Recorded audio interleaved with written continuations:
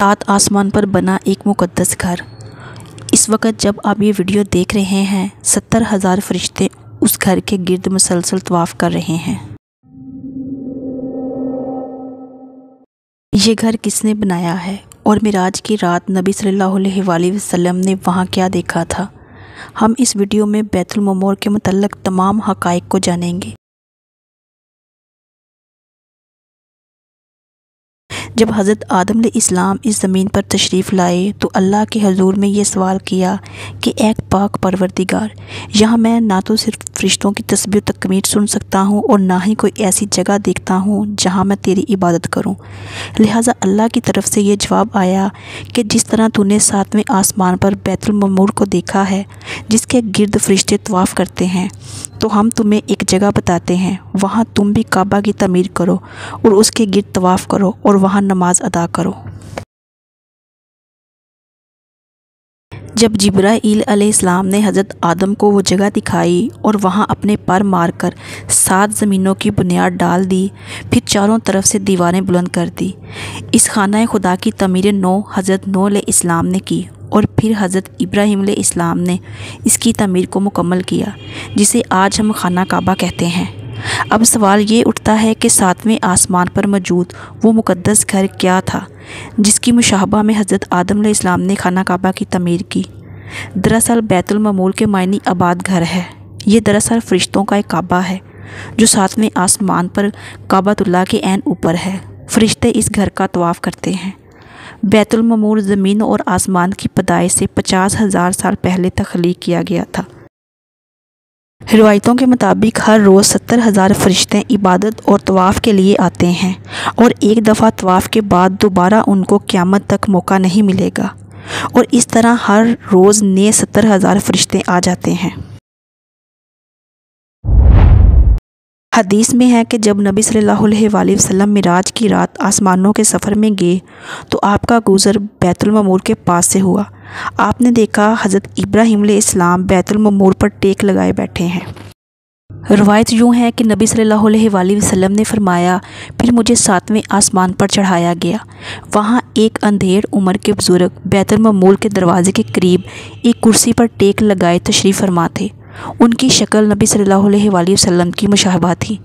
आप सल्लल्लाहु अलैहि वसल्लम ने दरियाफ़्त किया कि ये कौन है।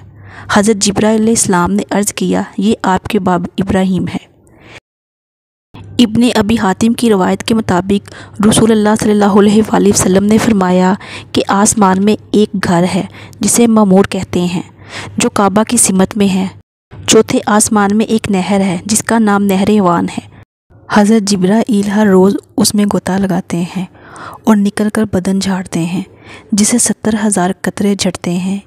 एक एक कतरे से अल्लाह पाक एक एक फ़रिश्ता पैदा करता है, जिन्हें हुक्म होता है कि वो बैतुल ममूर में जाएं और नमाज अदा करें। उन फ़रिश्तों का एक सरदार होता है जिसे हुक्म दिया जाता है कि उन्हें लेकर किसी जगह खड़ा हो जाए। फिर वो अल्लाह की तस्बीह के बयान में लग जाते हैं। हज़रत इमाम अली अलैहिस्सलाम से एक शख्स ने पूछा कि बैतुल ममूर क्या है। आपने फरमाया, वो आसमान में है, उसे सरा कहा जाता है। ये काबा के ठीक ऊपर है। जिस तरह ज़मीन का काबा हुर्मत की जगह है, इसी तरह वो आसमान का काबा है।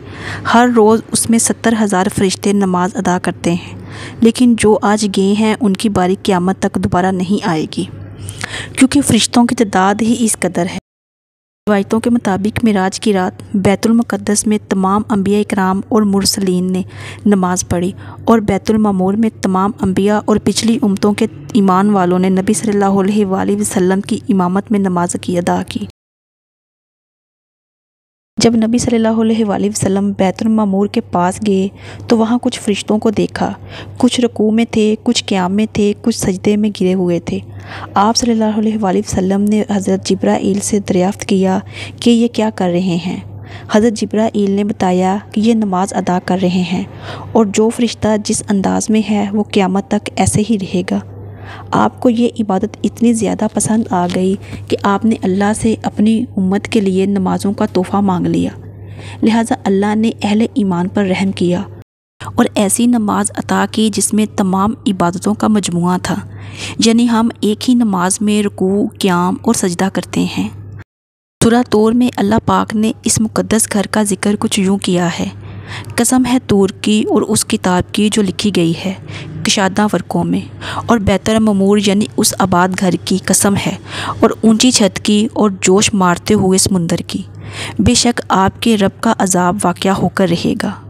मुहक़्क़ीन ने बैतुल ममूर को इस कायनात का मरकज़ करार दिया है, जैसा कि काबा शरीफ हमारी इस दुनिया का मरकज़ है जिसके गिर्द तमाम बंदे तवाफ़ करते हैं। इसी तरह सोलर सिस्टम में तमाम सियारे सूरज के गिर्द घूमते हैं और हज़ारों सूरज हमारी कहकशाओं यानी मिल्की वे गैलेक्सी के गिर्द चक्कर काटती है। ये लाखों कहकशामी एक सुपर मैसेज ब्लैक होल के गिर्द घूम रहा है। इसी तरह तमाम फरिश्ते बैतुल ममूर के गिर्द चक्कर काट रहे हैं। गर्ज ये कि कायनात में तकरीबन तमाम चीज़ें गर्दिश हैं। बेशक अल्लाह ने इस कायनात के निज़ाम में हमारे लिए तौहीद के पैगाम को खोल के रख दिया है कि इंसान की ज़िंदगी का भी एक मरकज़ होना चाहिए जिसके असूलों का उसे पाबंद होना है। वो मरकज़ अल्लाह की ज़ात है जिसके गिर्द घूम कर उसकी अतायत में रहकर ही फलाह पाई जा सकती है।